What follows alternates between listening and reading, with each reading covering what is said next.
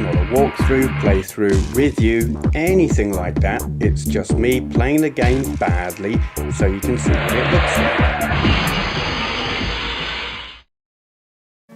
Okay, this is Outrun on the Commodore 64. Now, I was under the impression this was like a multi-load game on tape. I'm playing it from that tape cart thing that I showed in a recent-ish video. But if there is multi-level loading, I haven't discovered it because I've played it a couple of times now before hitting record just to see what it's like, which is not what I normally like to do, but I just did it because. And I've not managed to reach the end of the level, so I don't know if it loads another one or what. Whoops. I'm amused by this game rather than, say, impressed by it. I'm impressed by the big sprite. I do like the big sprite, but pretty much everything else visually is kinda horrible. And I mean, obviously it's an 8-bit computer and it's not in any way going to compare with the arcade game or even like the console versions of it. I'm not sure about the Master System version, but certainly the PC Engine version is a hell of a lot better.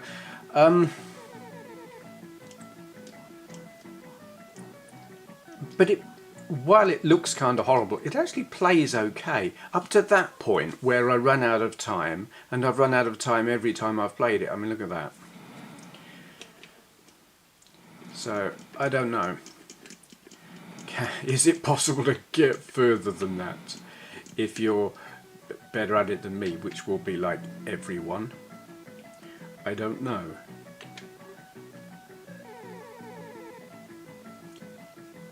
I would like to think that there is more, and it's not just like this is all you get. I chuckle inwardly at the roadside sprites. It's like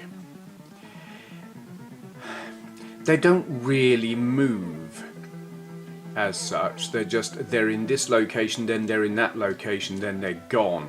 Kind of like old LCD games back in the day. You know, you had a couple of places where how can I describe it? An object might appear or not appear, and the sprites on here seem to be about like that.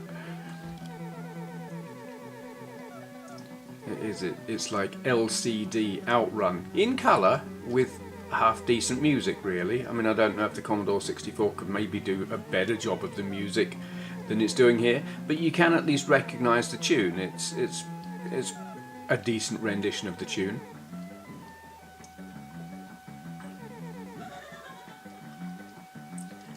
Yeah, I think it's probably as decent a version of a game as you're going to get given the limitations of the hardware it's running on, but I can't get off this level. I'm getting a slightly better score each time I play it, but I can't get any further than this, which means I can't give a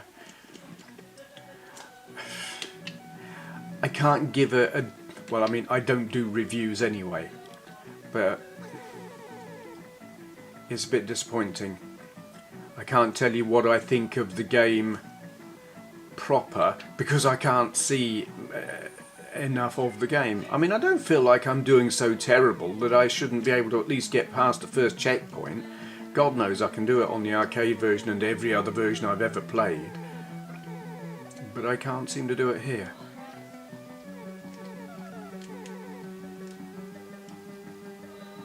Or it might be that I'm actually doing really badly, but because you don't get that barrel rolling car flipping over and catching fire and all that crap, or whatever it does. I don't think it does catch fire, does it? That's pole position. Anyway, yeah, because it's not doing the big crash sequence. I'm perhaps doing terribly but not realising. I don't know. Those houses look like they're made of Lego. And it's Lego. Not Legos, it's Lego. God, that's what it just annoys the crap out of me when I hear people calling them Legos. No! It's the brand name. Whoa, we actually went through. Okay, that's cool. I'm pleased now.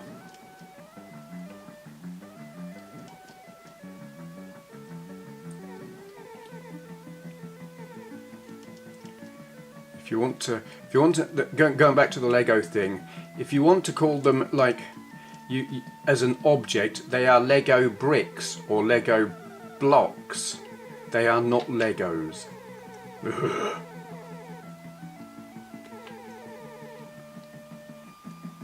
Anyway, whoops. Yeah, that's actually really, again, given the limitations of the machine it's running on, that's quite impressive. Given the limitations of the person playing the game, the score is pretty dire. Oops.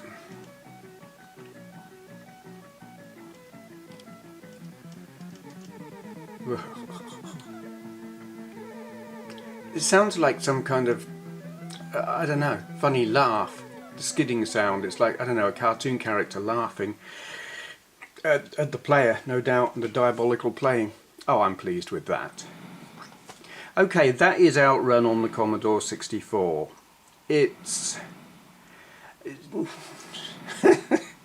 by the standards of any other system you could run it on, you could say it looks awful. But given what it's running on, I actually think that's a pretty decent rendition of the game. I'm pretty well impressed, actually, which surprises me because I'm not a fan of the Commodore 64. Shock horror. You know, back when it was the Sinclair or Commodore fight in the schoolyard, well, I had an Atari 2600. And when I left school, I had an Acorn Electron. So I wasn't party to that argument. And I look at them now and I don't like either. There are probably only 2 or 3 games on either system that I like. So it's like, when I come across one on either that I think, yeah, that's not bad at all, it pleases me. And this is really not bad at all. I think I made my point there. Okay, I'll shut up now. Thank you for watching. Hello, I'm in the car again. In the hospital car park again. Looky, see, yay. So, today's question for Q&A is from duhmez. Link to his channel down there. He asks, for Q&A, remember those small LPs, small records? I think maybe they were called 45s, singles, etc. Why did they have that huge hole in the centre, so I had to put an annoying adapter piece in there to fit in my old record player when I was a kid? Interesting question for a retro gaming channel, but I do know the answer. So, yeah. If you bought a record, and they weren't LPs. LPs are like long play. They're albums, usually.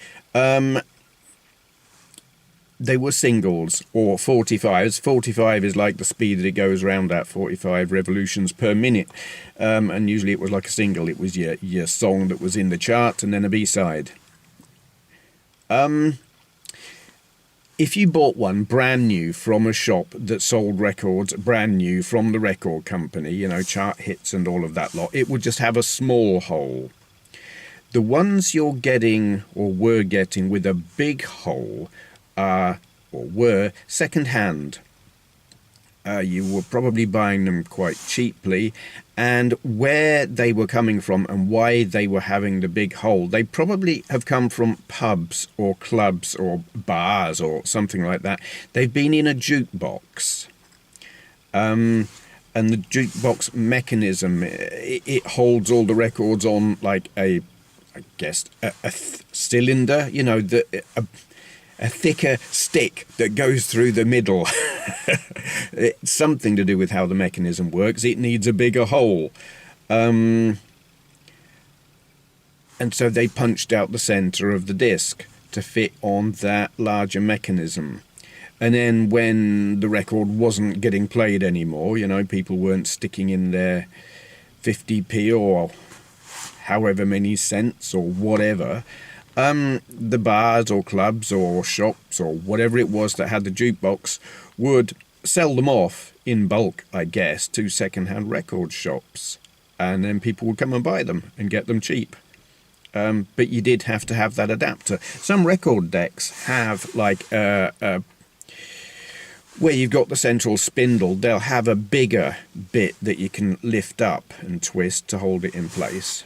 And those kind of records will fit nicely on that, but some don't, and then you've got to put that adapter thingy in them. A lot of records that have had the centre punched out would come with the adapter already in, like the shop selling them would put an adapter in them. Certainly they did here anyway when I was a kid. I haven't bought a 7-inch single for a long time, but I do still own all of my vinyl. When I was moving from Worksop to Chesterfield, I was umming and ahhing about what do I keep, what do I get rid of, what do I honestly not use and am never likely to use that's taking up space. And I considered it. I got rid of a ton of books, and it makes me sad to get rid of it because I've had the books for years and years and years, and they're good books, but it's like I'm never going to read them. There's no time for that kind of thing. And music, well, everything I listen to is MP3s. I'm not into streaming. I've got a Spotify account, but I don't like Spotify. If you've not got an internet connection, or if you're like out and about and using your phone, you're using your data, and I just don't want to. So MP3s. But I've ripped all my vinyl, and I've ripped all my CDs, and I was like, do I keep these? They're taking up space. I'm not going to use them. In the end, I decided, no, sod it, I'm keeping them. I just can't bring myself to get rid of them. And there's a Land Rover Discovery about to reverse into my car. Watch what you're doing.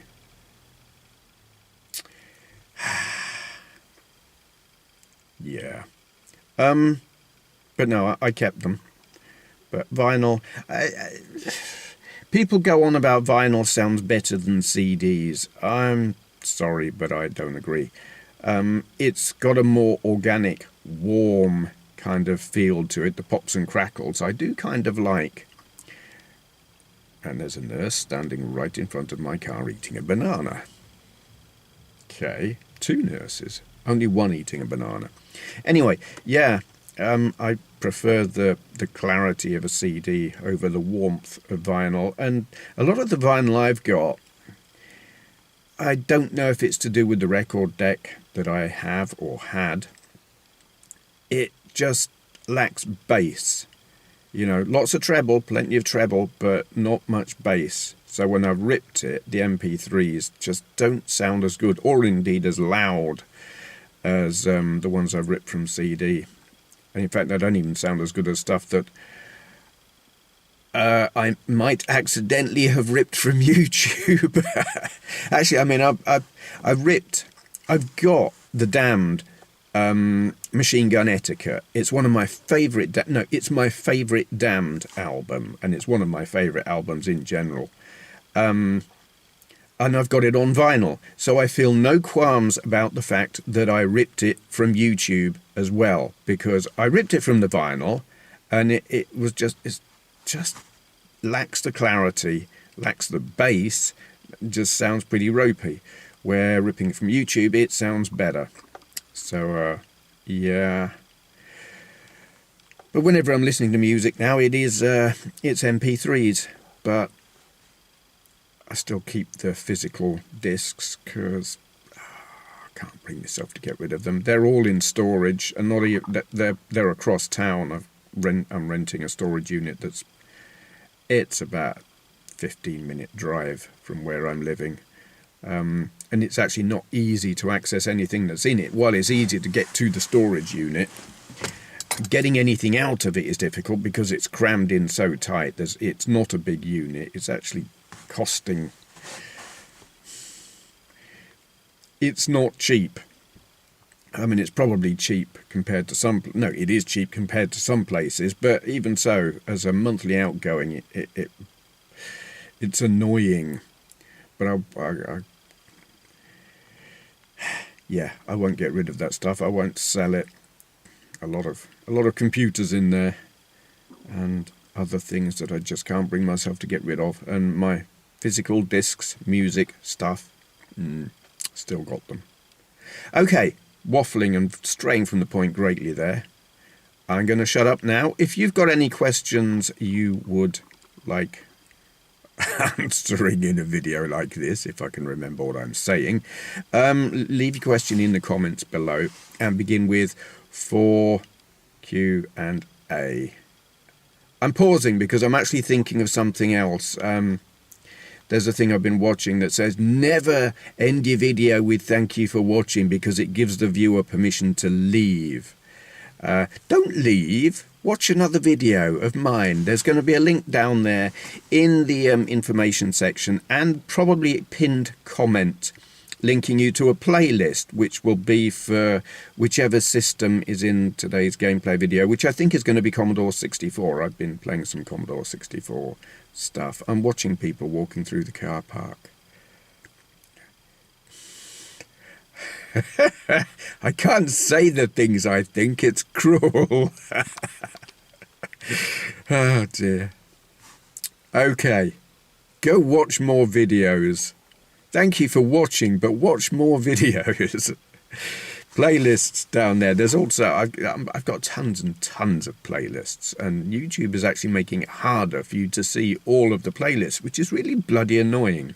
You should be able to click one link and see all of the playlists, but when you go to the actual channel page, it doesn't do that. Yeah, shutting up now. Ah, yes. So, I rig the button that releases the hound to that subscribe button. Oh, hello. Yes. Do subscribe.